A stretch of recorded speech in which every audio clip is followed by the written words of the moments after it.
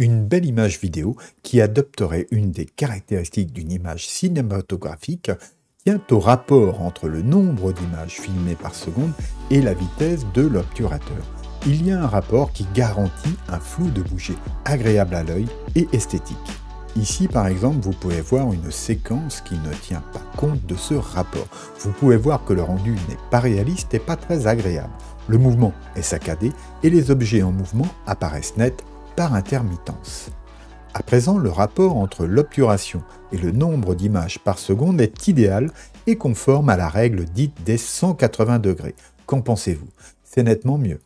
Pour garantir ce look ciné, un accessoire est quasi indispensable. Je vous le présente tout de suite.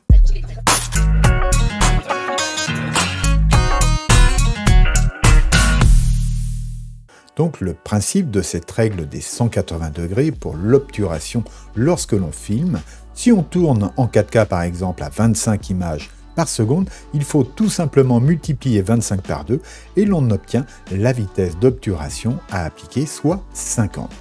Si vous tournez à 50 images par seconde, eh bien, il suffira de passer l'obturateur à 100 et le flou de bouger élégant sera garanti. Pour info et rappel, en Europe et en France, la norme PAL est préférée en raison de la fréquence du courant alternatif de notre réseau électrique, qui est réglé sur 50 Hz. Alors, tourner à 25 images par seconde et dans ses multiples évitera par exemple les effets de flickering ou les bandes noires. Le truc, c'est que si en plus nous aimons le bokeh et les flous d'arrière-plan, donc les grandes ouvertures, nous risquons d'être fréquemment surexposés, et même comme aujourd'hui en plein hiver. Alors la solution, c'est un filtre ND variable qui nous laissera adapter l'entrée de lumière sur le capteur pour garantir une bonne exposition. Alors, le principe de ces filtres est simple, il est constitué de deux filtres polarisants qui, en tournant l'un par rapport à l'autre, laisseront passer plus ou moins de lumière.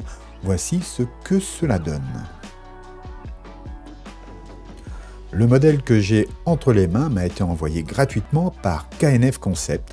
La vidéo n'est pas sponsorisée, je teste et je dis ce que j'en pense sans en référer à la marque avant la publication de la vidéo. Alors merci à KNF Concept pour cet envoi. Ce filtre est le filtre ND variable de 2 à 400 ND de la série Nano X de KNF Concept. Alors il y a deux choses importantes à vérifier avec ce type de filtre. La première, change-t-il la colorimétrie de l'image? Voici côte à côte deux photographies et l'on constate que sur ces deux photos comparées, la photo prise avec le ND variable KNF Concept est un peu plus chaude et saturée. Cela est facilement corrigeable en post-production, mais il faut le savoir. Et il y a, comme souvent, une petite dérive vers le rouge. Autre point de différence entre ces deux images, c'est la suppression des reflets sur la deuxième et l'apparente saturation plus importante qui en résulte. Et c'est tout à fait normal, car les polarisants servent justement à supprimer les reflets. La seconde chose à vérifier est l'apparition d'une croix dans la plage utile du filtre.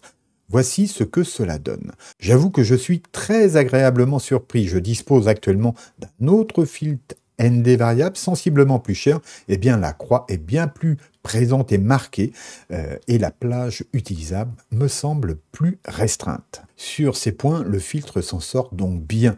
Rien de méchant pour la dérive et pour l'exploitation sans croix, c'est très bon. Ce filtre tient ses promesses. À savoir, j'ai testé ici le filtre avec le 16 mm 1.4 de chez Sigma et je me demandais s'il n'y aurait pas un peu de vignettage. Voici ce que cela donne. Il ne semble pas en rajouter ou alors c'est très peu. Alors avant de poursuivre, petite pause car j'ai besoin de quelques secondes de votre temps. Pour soutenir mon travail et le développement de la chaîne, je vous demande de bien vouloir prendre une seconde pour cliquer ci-dessous sur le pouce vers le haut et ainsi que pour vous abonner si ce n'est pas déjà fait. Alors vous pouvez aussi activer la cloche pour être prévenu des prochaines vidéos. Je vous remercie pour tout cela.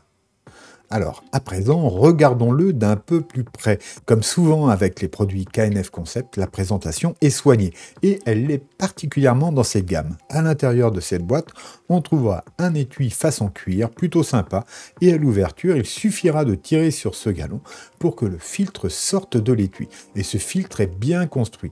on trouvera une sérigraphie qui indique la plage utile de ND2 à ND400 et ici ce levier qui permet une rotation aisée du filtre. Très sympa à utiliser. Si j'avais un reproche à faire sur l'ergonomie de ce filtre, c'est l'absence de butées qui définissent physiquement la plage exploitable du filtre. Ceci dit, cette fonction est rarement présente, cela aurait donc été un vrai plus.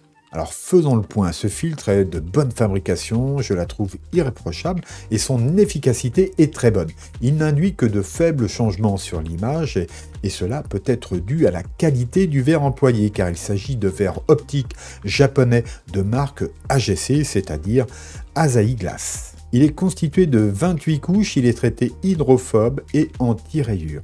Alors le prix, quant à lui, est actuellement de 66 € environ pour un diamètre de 67 mm. C'est un très bon prix pour un filtre de cette qualité. Il est en promo actuellement et c'est peut-être le moment d'en profiter. Alors je vous conseille de l'acheter avec le diamètre de votre plus large objectif ou du plus large que vous souhaiteriez acquérir prochainement et de l'adapter ensuite aux autres via des bagues d'adaptation. Donc bravo et merci à KNF Concept pour ce filtre que je peux vous conseiller totalement.